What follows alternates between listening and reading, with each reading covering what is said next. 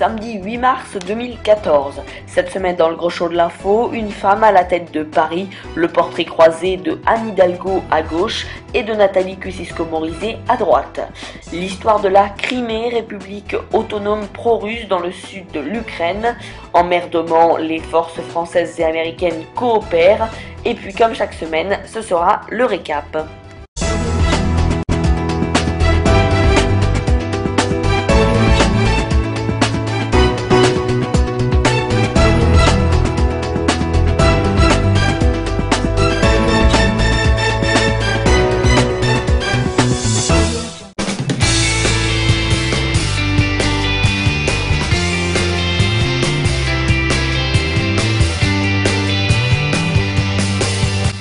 Bonjour à tous et bienvenue dans le grand show de l'info. Duel de femmes pour la mairie de Paris, une première en France pour un mandat électif aussi prestigieux. La socialiste Anne Hidalgo, première adjointe du maire sortant Bertrand Delanoë, affronte la candidate UMP Nathalie Kosciusko-Morizet.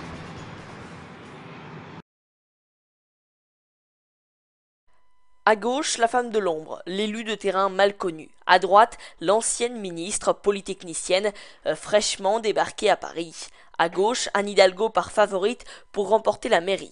À 54 ans, cette ancienne inspectrice du travail met en avant son expérience de première adjointe de Bertrand Delanoë pendant 13 ans. Elle vend son bilan avec ses colistiers allant des communistes au centre. C'est une équipe à l'image des Parisiens. Je pense qu'en face, ça ressemble pas trop à Paris. Ça ressemble à une espèce d'idée très passéiste, très archaïque de Paris. Ce qui nous distingue aussi, c'est le sérieux avec lequel nous avons appréhendé cette élection et la désinvolture que je vois en face. Discrète, la socialiste a la réputation d'être dure en négociation. Ses adversaires reconnaissent qu'elle maîtrise ses dossiers, mais la trouvent parfois sectaire. Bertrand Delanoë, lui, l'a désignée comme son héritière dès 2009. Le fait qu'elle ait été responsable de l'aménagement urbain, de la conception de l'urbanisme, lui a donné une relation à la fois de compétence et aussi de créativité, de vie parisienne. Et je crois qu'elle comprend bien les Parisiens d'aujourd'hui. Face à elle, Nathalie Kosciusko-Morizet se lance dans la bataille. Son camp est divisé et une majorité des Parisiens semble satisfait de Bertrand Delanoë.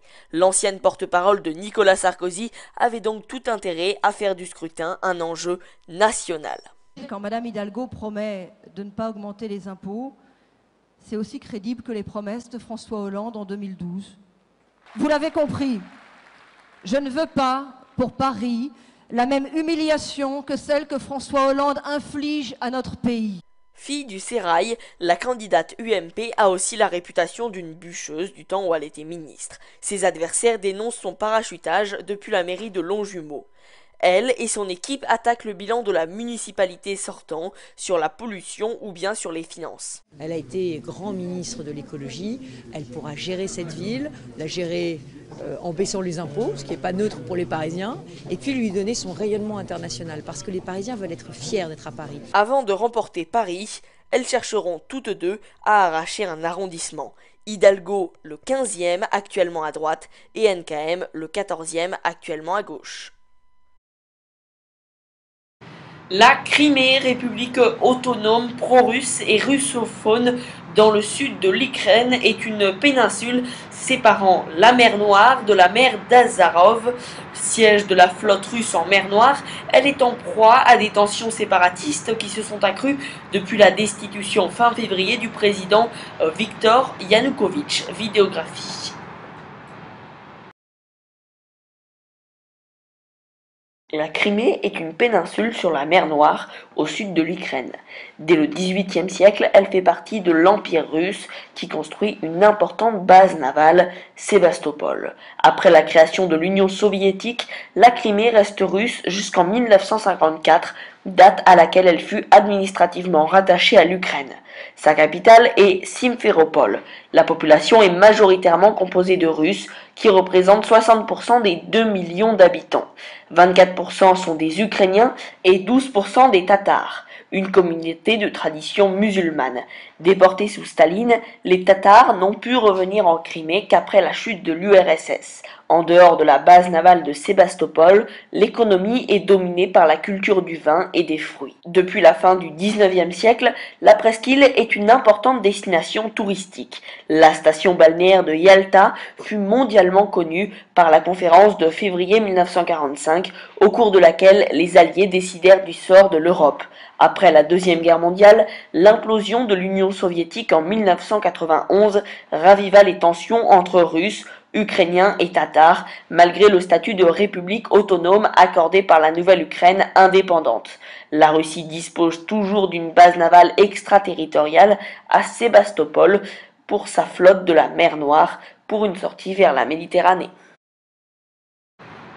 Dans le golfe d'Oman, au large des côtes iraniennes, Américains et Français collaborent en mer de façon inédite à quelques miles marins d'écart depuis 5 semaines. Les porte-avions Harry Truman et Charles de Gaulle échangent des renseignements, des avions et même des pilotes. Reportage.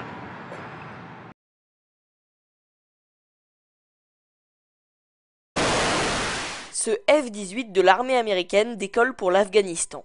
Nous sommes dans le golfe d'Oman, au large des côtes iraniennes. Le porte-avions américain Harry Truman est ici depuis 4 mois.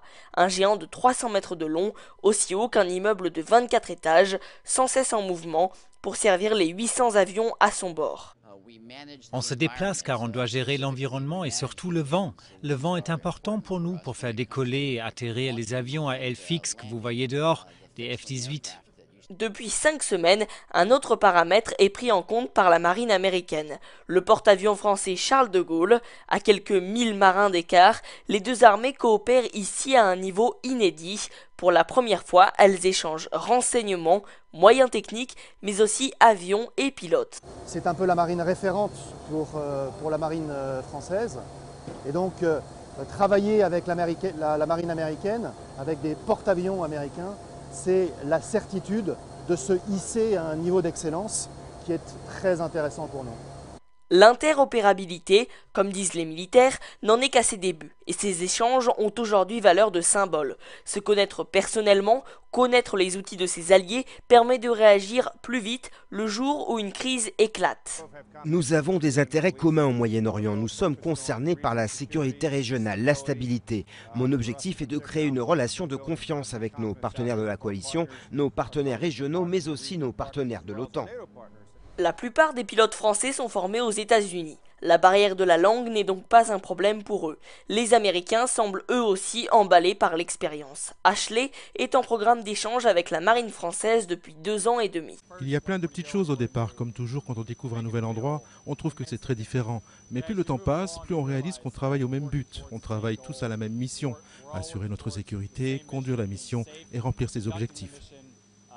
Les pilotes français ont peut-être plus à apprendre que les Américains en termes strictement militaires, mais les baguettes fraîches du boulanger du Charles de Gaulle sont essentielles au moral de toutes les troupes.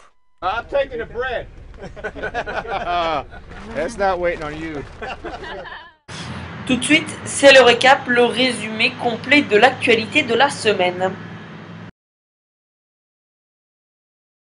L'Ukraine accuse la Russie de continuer d'envoyer massivement des militaires en Crimée, passés sous le contrôle de commandos armés pro-russes. Le secrétaire général de l'ONU appelle au respect de l'intégrité territoriale du pays et met en garde contre l'escalade. Mais la Russie dénonce les menaces de sanctions occidentales et se justifie en assurant vouloir défendre la minorité russophone. Lors d'une déclaration solennelle au siège de l'UMP, Jean-François Copé s'est de nouveau défendu d'avoir favorisé une entreprise au détriment des finances de son parti, ce dont l'accuse Le Point. Le patron de l'UMP prévoit de déposer une proposition de loi exigeant la transparence financière de tous les partis, ainsi que des médias. Vladimir Poutine souffle le chaud et le froid. Le président russe n'écarte pas une intervention militaire, tout en la considérant comme un dernier recours. Le secrétaire d'État américain John Kerry est arrivé dans la capitale ukrainienne en signe de soutien. Peu avant, les États-Unis offraient $1 milliard à l'Ukraine dans le cadre d'un prêt international. De son côté, l'UE se propose d'aider Kiev à régler sa dette pour ses achats de gaz russe. Le ballet diplomatique autour de la situation en Ukraine se poursuit à Paris. Le chef de la diplomatie américaine John Kerry et son homologue russe Sergueï Lavrov se sont longuement entretenus en marge d'une réunion sur le Liban. Autre face-à-face, celui des soldats russes et ukrainiens en Crimée. Les forces russes ont investi des sites militaires hautement stratégiques mercredi. Sur le plan économique, Bruxelles annonce un plan d'aide massif à l'Ukraine de 11 milliards d'euros. Répugnant, selon François Fillon, dégoût de la part de Roselyne Bachelot, inacceptable pour Jean-Pierre Raffarin. Les qualificatifs ne manquent pas après la publication par le Canard enchaîné d'enregistrements réalisé par Patrick Buisson à l'Élysée. Toute la classe politique de gauche ou de droite dénonce avec véhémence ces pratiques. L'UMP se trouve ainsi confronté à une nouvelle affaire à 18 jours des municipales. La Crimée un peu plus proche de la partition avec l'Ukraine. Dominée par les pro-russes, le Parlement a demandé à Vladimir Poutine le rattachement de la péninsule avec la Russie. Un référendum est même prévu dès le 16 mars. Une initiative dénoncée par Washington. La menace de sanctions économiques et diplomatiques visant Moscou est brandie. Nicolas Sarkozy et son épouse vont saisir la justice suite à la révélation d'échanges privés enregistrés à leur insu par l'ex-conseiller de l'ancien chef de l'État Patrick Buisson. Ce dernier a lui-même annoncé qu'il allait porter plainte pour vol et recel de ces extraits sonores. L'origine des fuites reste inconnue. Une certitude, à moins de 3 semaines des municipales, elles ont plongé la droite dans un réel embarras. Nicolas Sarkozy placé sur écoute et menacé par une nouvelle affaire. Selon Le Monde, l'ancien président a été placé sur écoute à la demande des juges enquêtant sur le financement de sa campagne de 2007. Des écoutes qui ont débouché sur une nouvelle information judiciaire pour trafic d'influence, cette fois-ci. En cause, une conversation avec son avocat Thierry Herzog, où les deux hommes évoquent la possibilité de solliciter un haut magistrat sur un dossier en cours. Des observateurs de l'OSCE bloqués à l'entrée de la Crimée. C'est la 2e fois en 2 jours que des hommes armés interdisent aux observateurs l'accès à cette région d'Ukraine qui demande son rattachement à la Russie. À Moscou, 65 000 personnes se sont réunies à 2 pas du Kremlin pour un concert de soutien à la région pro-russe. La SNCM devrait pouvoir renouveler sa flotte. Le conseil de surveillance valide une lettre d'intention pour la commande de 4 navires. Une décision qui va dans le sens des engagements pris en janvier en faveur du plan de redressement de la compagnie confrontée à des difficultés chroniques. C'est la fin de cette édition. Merci à tous et toutes de nous avoir suivis. Rendez-vous la semaine prochaine pour de nouvelles actus sur bigwebtv.fr.